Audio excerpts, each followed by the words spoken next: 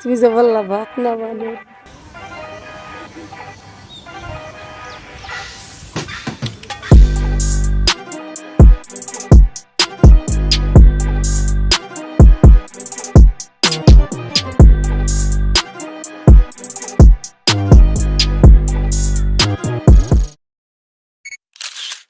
আসসালামু আলাইকুম, welcome back to my channel. আপনারা সবাই কেমন আছেন? আমি তো আলহামদুলিল্লাহ ভালো আছি। এই তো নতুন আরও একটি ভিডিও নিয়ে চলে আসলাম আপনাদের সামনে। এখানে আমরা পরিবারের সবাই মিলে চিড়িয়াখানা যাচ্ছি।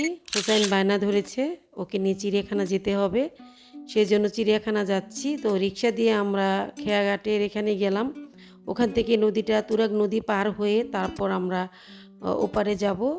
ওপারে গিয়ে তারপর হচ্ছে আমরা সিএনজি নিব। সিএনজি দিয়ে একদম ডাইরেক্ট ওই চিড়িয়াখানার সামনে চলে যাব। তো যাই হোক, আপনাদের সাথে শেয়ার করছি, আপনারা আমাদের সঙ্গে থাকবেন। চিড়িয়াখানা গিয়ে কি কি দেখব না দেখব সেগুলো আপনারা আমাদের সাথে উপভোগ করবেন। তো চিড়িয়াখানায় এর আগে আরও কয়েকবার গিয়েছি, কিন্তু এবার আসলে যাওয়ার অতটা ইচ্ছে ছিল না, তবে শুধু হুসাইনের জন্য যাচ্ছি। তো আপনারাও সঙ্গে থাকেন, সেখানে গিয়ে কি কি দেখব না দেখব।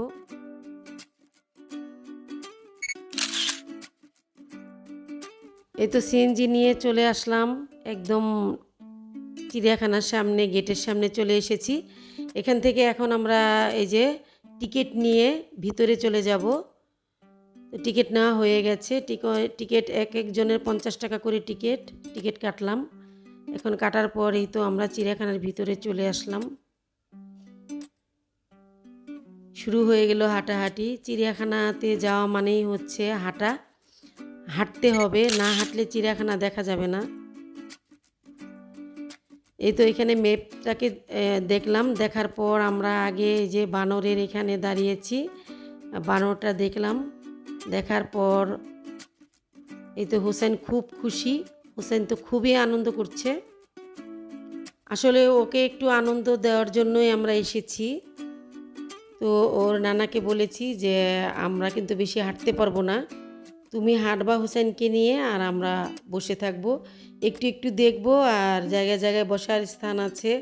চিড়িয়াখানাটা আগের থেকে এখন অনেকটাই মানে পরিষ্কার পরিচ্ছন্ন, খুব সুন্দর পরিবেশ। আমরা আসলে সকাল 9টার মধ্যে চলে এসেছি, কারণ সকালবেলা একটু জ্যাম থাকে কম।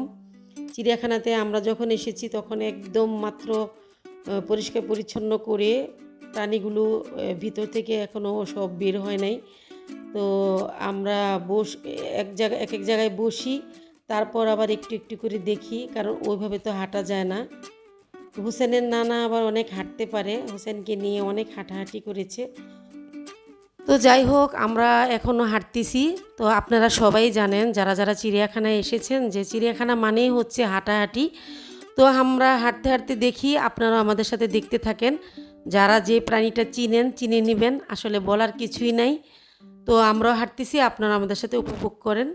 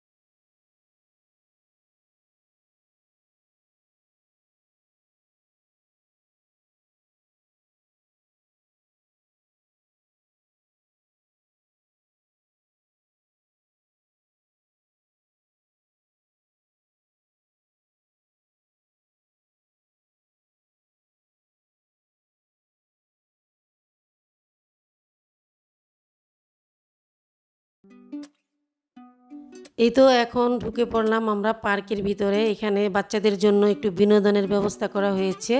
এখানে হোসাইন এই যে বাঘের উপরে উঠেছে আর আমরা বাহির থেকে দেখছি।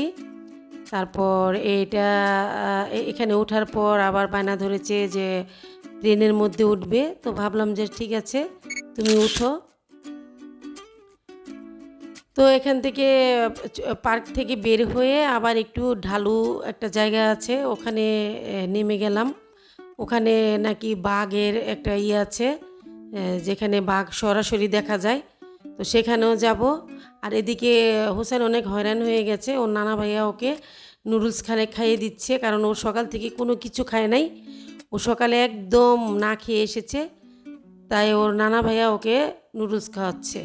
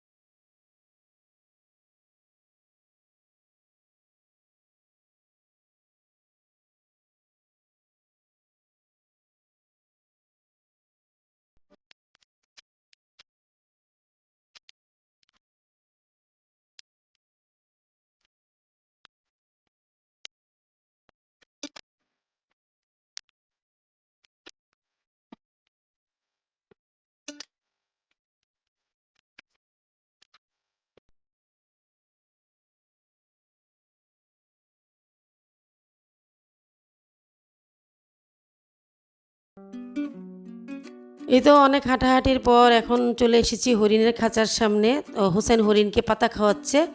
তো আমরা এখন আসলে বাড়ির উদ্দেশ্যে রওনা হয়ে যাব, আর ঘুরতে পারবো না, পা ব্যথা হয়ে গেছে।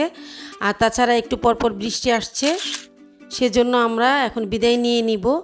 তো আপনারা এতক্ষণ সঙ্গে ছিলেন, সেজন্য আপনাদেরকে অনেক ধন্যবাদ। আজকে বিদায় নিয়ে নিলাম, এই পর্যন্তই ছিল। আল্লাহ হাফেজ।